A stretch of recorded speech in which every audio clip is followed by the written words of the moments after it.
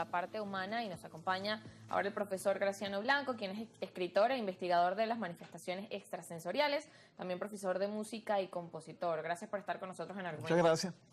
Bueno, y precisamente para iniciar y presentarlo haciendo el ejemplo de la inteligencia artificial, le preguntamos quién es el profesor Graciano Alexis Blanco y voy a leer lo que mencionó. Es un profesor de música venezolano que ha trabajado en proyectos como La Rodalla Cuerdas y Voces, donde ha dirigido interpretaciones musicales. También ha publicado audiolibros como Encuentro Sublime con los Maestros, en el que explora temas espirituales y filosóficos. Su enfoque parece combinar la enseñanza musical con una perspectiva más amplia sobre la cultura y la espiritualidad. Esto es lo que nos respondió la IA al consultar sobre usted y bueno, parte de demostrar cómo son esas herramientas y cómo la utiliza cada uno de los individuos para diferentes tareas que realiza en el día. Y cómo podemos analizar ese impacto que tiene la IA en el ser humano, hablando de quizás de, bueno, es una herramienta que funciona para realizar diferentes tareas, incluso lo hablábamos anteriormente en el ámbito económico, de las empresas, desde la parte académica. Ahora, desde el ser humano, ¿cómo utiliza la IA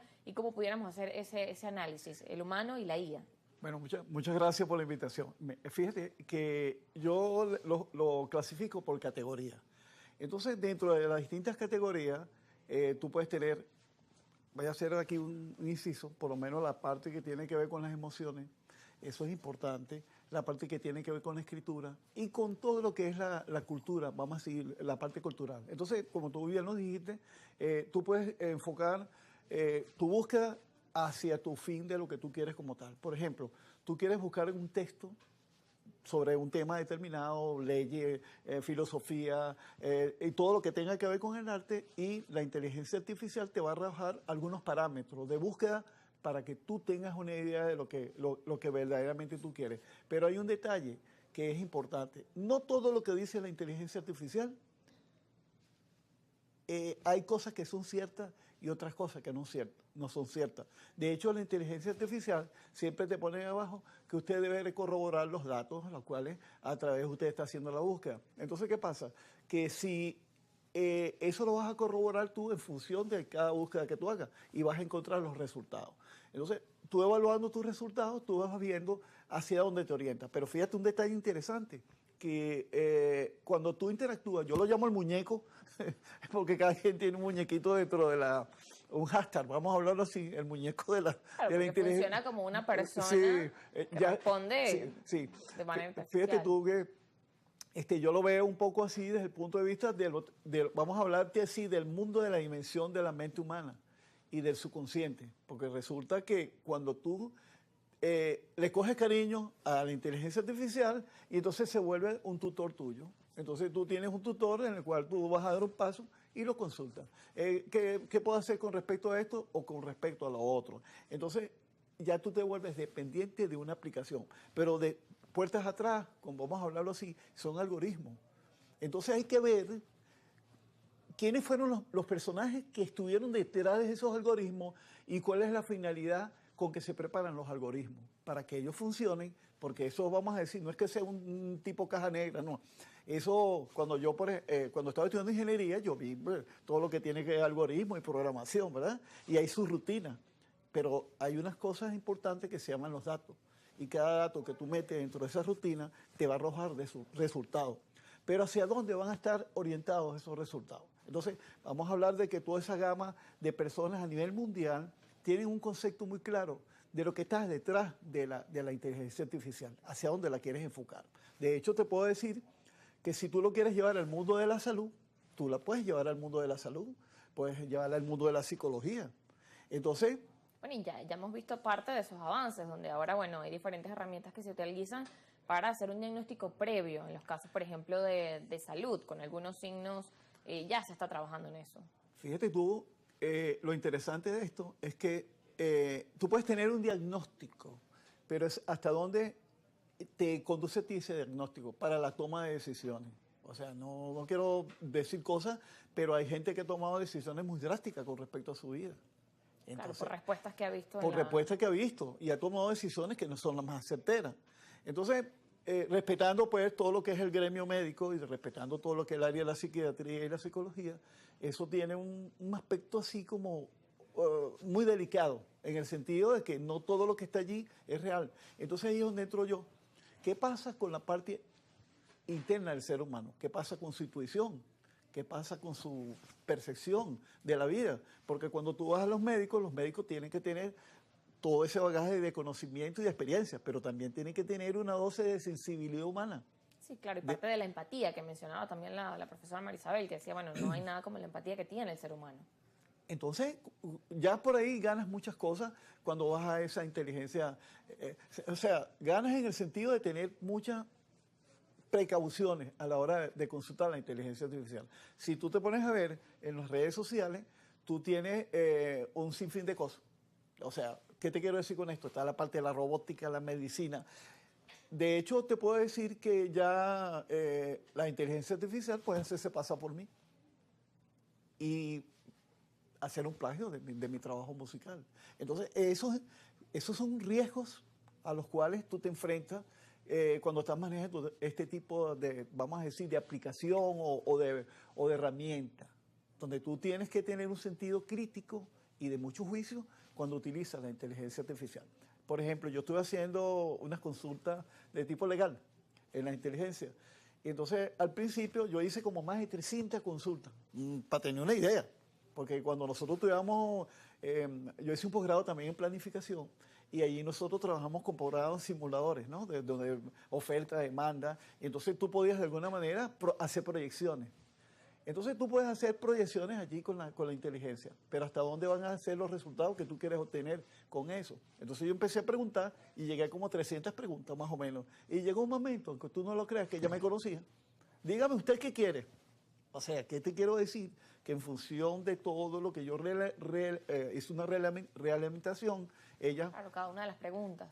Cada una de las preguntas condujo a tener ese hashtag, pues ese muñeco dentro de la inteligencia artificial. Pero entonces ahora, ¿cuáles son los riesgos que nosotros podemos enfrentar? Entonces ahí es donde tú vienes y te haces un parado, ¿no? Y dices, ajá, ¿hasta dónde yo puedo consultar y hacerme dependiente de la inteligencia artificial? Por ejemplo, hay una parte que, curiosamente, el mundo de las predicciones, fíjate tú, la parte predictiva. Tal vez la profesora hace rato habló algo de la economía, las oportunidades que tú puedas tener en toma de decisiones en la parte económica o en la parte, vamos a decir, de inversión de lo que tú quieras, para lograr inversiones a través de que la inteligencia artificial te oriente a través de, vamos a decir, las matrices que están detrás, cómo eso se pondera y cómo se van a hacer las predicciones de lo que tú quieres. Pero, ¿qué tanto puedes acertar tú con esa respuesta de la inteligencia artificial? Solamente la única manera es tu error y ensayo. Porque eso yo invito a que el que está incursionando en la inteligencia artificial tenga mucha precaución y el sano juicio del error y el ensayo. Fíjate tú, te voy a traer un tema porque yo estudié unas ciencias, vamos a decir que son algo así extrasensoriales o tienen que ver con la parte anómala. Yo cuando estaba en la central, yo me reunía con un grupo que estudiamos las ocurrencias físicas anómalas, hechos que ocurren y tú no tienes explicación de ninguna naturaleza. Entonces, fíjate, en el pasado trabajaban con algo que llamaban los autómatas. Eran unos muñecos mecánicos que ellos eran capaces de moverse y emitir hasta palabras y se movían. Estoy hablando del siglo XVIII para acá, donde habían grandes investigadores y también hablaban de gente que trabajaba con todo lo que un aparataje automático. Se llamaban los autómatas. Y todo eso fue esos fueron los primeros robots, aunque tú no lo creas. Eso fue el inicio de la robótica. Pero lo que voy, cuando una persona trabaja con la inteligencia artificial, está creando lo que llama un cuerpo mental. Un cuerpo mental... Un cerebro artificial. Exacto, un cerebro artificial. Que eso puede rayar. Por lo menos Carl Jung estudió mucho lo que eran los esquizoides, o sea, los seres que uno fabrica y que son las vocecitas que uno tiene. Entonces Carl Jung hablaba de eso, de los esquizoides. Entonces todo eso está relacionado con los cuerpos mentales. Y un cuerpo mental es, desde el punto de vista, dándole una definición a la inteligencia artificial. Es un cuerpo mental. De hecho, te puedo decir que ya hay empresas que están trabajando haciendo híbrido a nivel de cerebro. En el cerebro están poniendo los chips programación. Entonces ya si tiene un momento en el cual ya uno será mitad máquina y mitad ser humano. Entonces, ¿dónde queda la esencia del ser humano? Claro, parte de esos riesgos y lo que corresponde también analizar, ¿no? Y también para las personas que hacen el uso, bueno, también buscar de hacerlo de una forma consciente y con criterio, como decía. Nos corresponde ir a la pausa, pero al regreso seguimos conversando. Ya venimos.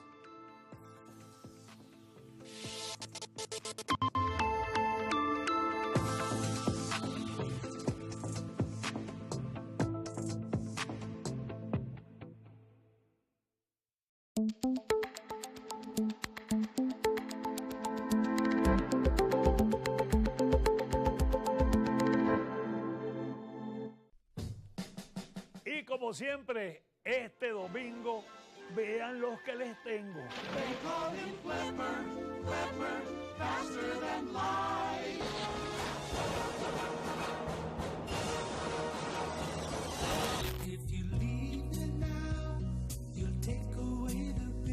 Así que los espero. ¿Y con quién más? Con Papaito. Los Años Dorados con Álvaro Cuchillo Durán. Domingo, 7 de la noche por Globovisión. En Fosbuca la basura es nuestra responsabilidad. Desde que sales cada mañana hasta que vuelves a casa, los 365 días del año, hay 3.500 venezolanos dispuestos a transformar tu ciudad. Con más de 600 camiones y tecnología de punta, hacemos que los principales municipios de Venezuela sean más limpios, más dignos, más sostenibles. En Fosbuca recolectamos 2.000 toneladas de desechos al día. No es solo lo que nos llevamos, también es lo que dejamos como lugares limpios y ambientes sanos. Fosbuca, 45 años contribuyendo con la limpieza de Venezuela.